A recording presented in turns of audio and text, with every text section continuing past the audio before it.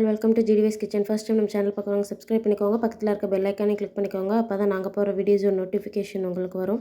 இன்றைக்கி என்ன ரெசிபி பார்க்க போகிறோன்னா, நல்ல கிறிஸ்பியான வாழைப்பூ வடை தான் எப்படி செய்கிறதுன்னு பார்க்க போகிறோம். எப்படி குயிக்காக செய்கிறதுன்னு பார்க்கலாம். இதுக்கு ஃபஸ்ட்டு வாழைப்பூ க்ளீன் பண்ணி எடுத்துக்கணும். க்ளீன் பண்ண வாழைப்பூ சுடு தண்ணியில் போட்டு நல்லா கொதிக்க விடணும். நல்லா அது வேகணும், அந்த அளவுக்கு கொதிக்க விட்டுறலாம். நல்லா கொதித்து வந்ததுக்கப்புறம் கேஸ் ஆஃப் பண்ணிட்டு இதை நல்லா வடிகட்டி எடுத்துக்கலாம். தண்ணி இருக்கக்கூடாது, ஃபுல்லாக ட்ரை ஆகிற அளவுக்கு வடிகட்டி எடுத்துக்கலாம்.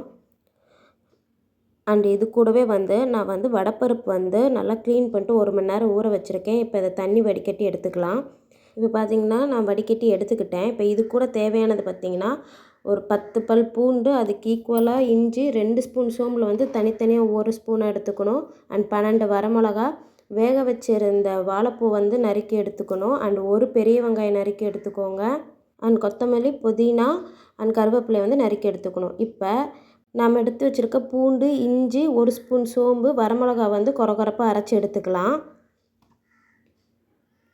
ஃபஸ்ட்டு இதை மட்டும் அரைச்சிக்கலாம். இது கூடவே உப்பு கொஞ்சம் போட்டுக்கோங்க, தேவையான அளவுக்கு போட்டு இந்த மாதிரி கொரகொரப்பாக அரைச்சதுக்கப்புறம் நம்ம ஊற வச்சுருந்த பருப்பையும் எடுத்து இதில் ஆட் பண்ணிக்கலாம். பருப்பையும் போட்டு நல்லா கொரகொரன்னு அரைச்சி எடுத்துக்கலாம்.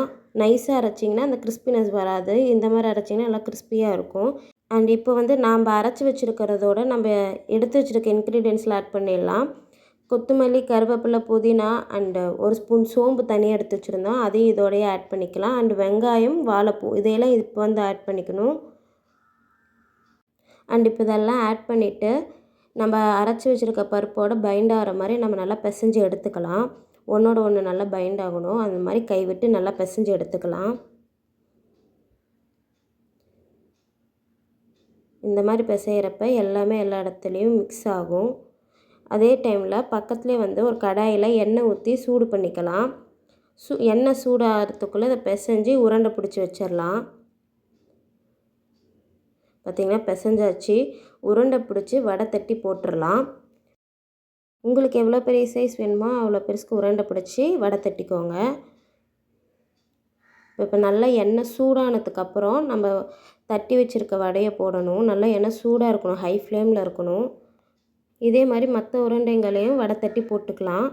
இப்போ போட்டதுக்கப்புறம் ஒரு 2 மினிட்ஸ் கழித்து இந்த மாதிரி ஒரு குச்சி வச்சுக்கோங்க வடையை திருப்புறதுக்கு. அதில் வச்சு திருப்புனிங்கன்னா உங்களுக்கு கொஞ்சம் ஈஸியாக இருக்கும், வடையும் உடையாமல் வரும்.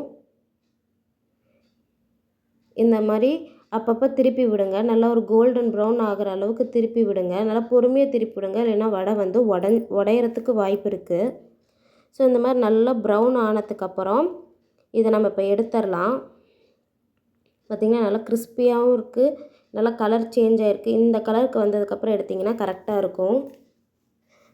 அண்ட் இப்போ பார்த்திங்கன்னா வடை ரெடி ஆகிடுச்சு. இதை நீங்கள் ஈவினிங் ஸ்நாக்காகவும் செய்யலாம், இல்லை லன்ச் டைமில் சைட் டிஷ்ஷாகவும் செஞ்சு சாப்பிடலாம். ரொம்ப டேஸ்ட்டாகவும் இருக்கும் அண்டு டிஃப்ரெண்ட்டாகவும் இருக்கும். நல்லா கிறிஸ்பியான வடை. நீங்களும் ட்ரை பண்ணி பாருங்கள். ட்ரை பண்ணிட்டு எப்படி இருக்குன்னு கமெண்ட்ஸில் சொல்லுங்கள். அண்ட் இந்த வீடியோ பிடிச்சிருந்தால் மறக்காமல் லைக் பண்ணிடுங்க. ஃப்ரெண்ட்ஸ் அண்ட் ஃபேமிலி மெம்பர்ஸ்க்கு ஷேர் பண்ணுங்கள். தேங்க்ஸ் ஃபார் வாட்சிங்.